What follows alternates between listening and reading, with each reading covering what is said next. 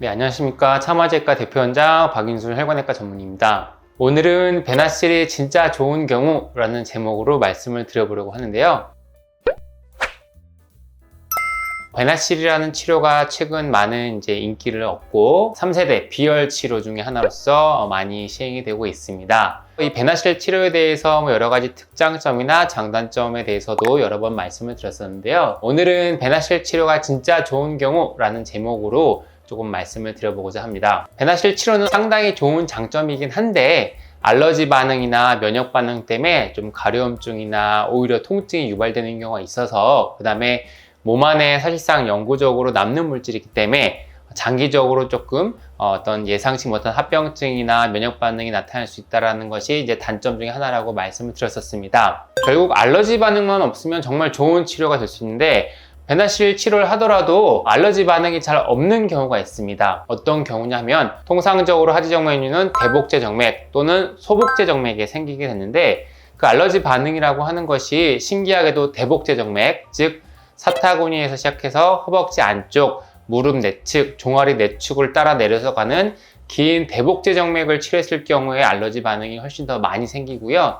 신기하게도 종아리 뒤에 소복제 정맥, 무릎 뒤에 오금에서 시작해서 발뒤꿈치 뒤로 직선으로 내려가는 소복제 정맥을 치료했을 때는 베나실을 하더라도 알러지가 거의 생기지가 않습니다. 문헌이나 연구에 따라 차이가 있겠지만 대복제 정맥 같은 경우 많은 경우에 20% 이상까지도 알러지 반응을 보고하는데 소복제 정맥의 경우에 알러지 반응이 0%로 보고되는 경우도 상당히 많습니다. 그 이유에 대해서는 아직 명확하게 밝혀지진 않았지만 대복제 정맥 같은 경우에 무릎 관절을 지나가기 때문에 대복제 정맥에 어떤 물리적인 자극을 조금 더 잘 줄 수가 있기 때문에 알러지가 조금 더 잘 생기지 않을까라고 예상을 하는 거고요.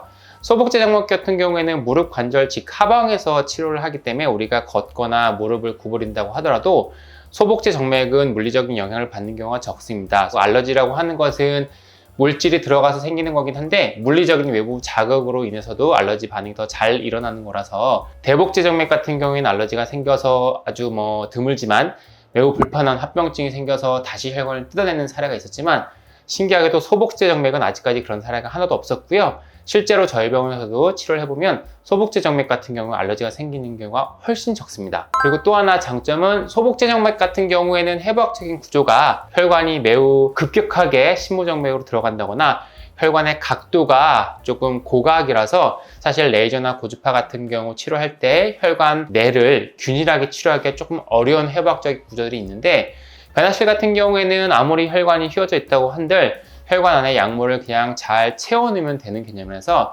해부학적인 구조가 좀 복잡하고 구불구불 하더라도 오히려 약을 균일하게 균등하게 살포하고 주입하는 좀 더 유리하기 때문에 소복제 정맥 같은 경우에 알러지도 적게 생기지만 테크닉적으로도 술기적으로도 소복제 정맥이 조금 더 다른 열치료보다 베나실에서 장점을 보이는 경우가 종종 있습니다. 그렇기 때문에 베나실 치료가 많은 장점이 있지만 알러지라는 어떤 면역 반응 때문에 조금 한계를 못 벗어나는 부분이 없잖아 있는데 대복제 정맥의 경우에 그런 경우고요. 다행히 종아리 뒤쪽 소복제 정맥에만 치료를 한다고 하면 베나실 치료가 상당히 좋은 대안이 될 수 있음을 말씀을 드립니다.